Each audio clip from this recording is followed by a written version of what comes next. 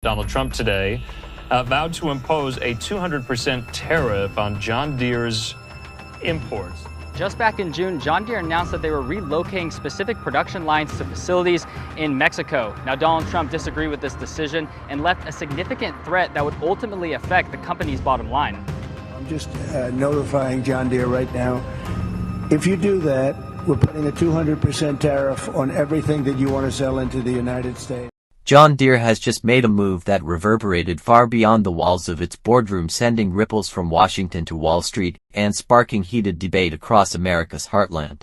The agricultural machinery giant announced a bold expansion into Mexico, setting off a political and economic chain reaction that touched everything from trade policy to the future of American labor. On the surface, the move seemed like a logical step. John Deere plans to build a new $55 million manufacturing facility in Mexico, set to begin operations by 2026. But underneath, it signaled a deeper shift in global manufacturing dynamics and corporate strategy. Trump responds with fury. The most explosive reaction came from former President Donald Trump, who labeled John Deere's move as a betrayal of American workers.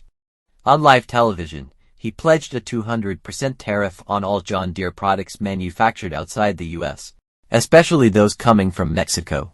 Trump's message was blunt: move jobs out and face a steep political and economic price.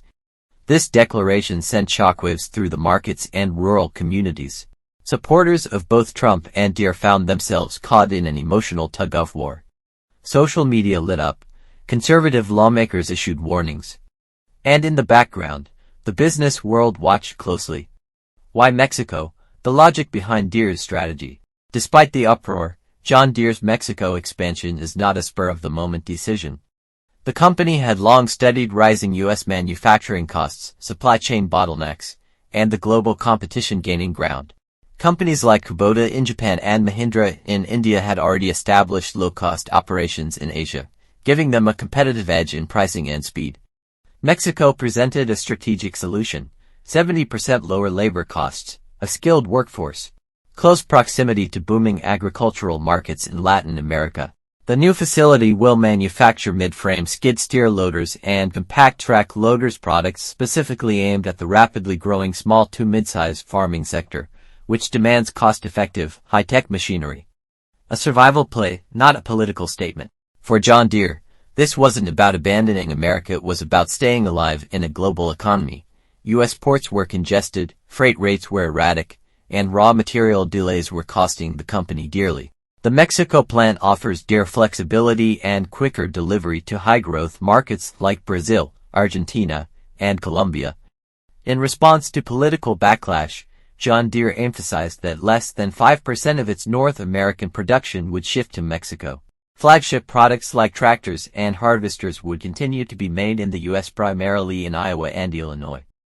Street reacts. After a brief dip, John Deere's stock price rebounded.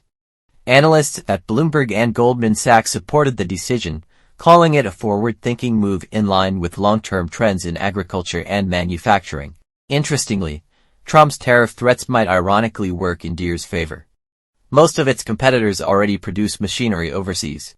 If blanket tariffs are imposed, John Deere, which still manufactures most of its machines domestically, could actually gain a competitive edge, a deepening divide in rural America. The controversy didn't just play out in Washington, it ignited division among rural voters, especially in swing states.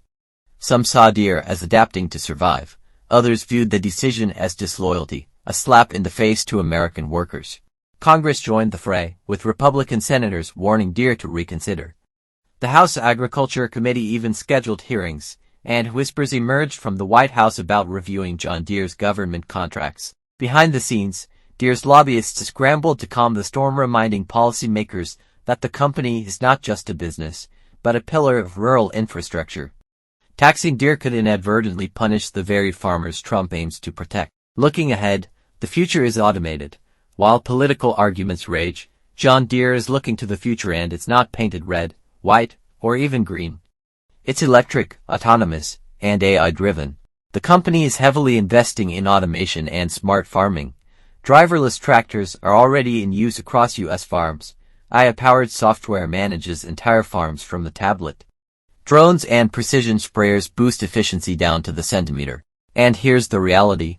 Even if every factory returned to Iowa, the jobs wouldn't go to people, they'd go to machines.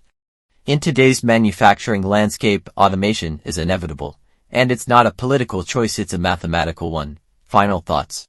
John Deere's Mexico expansion is more than a business decision, it's a litmus test for the future of global manufacturing, American politics, and labor economics.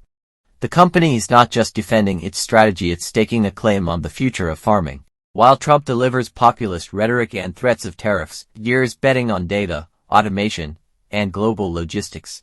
And for now, John Deere shows no sign of backing down.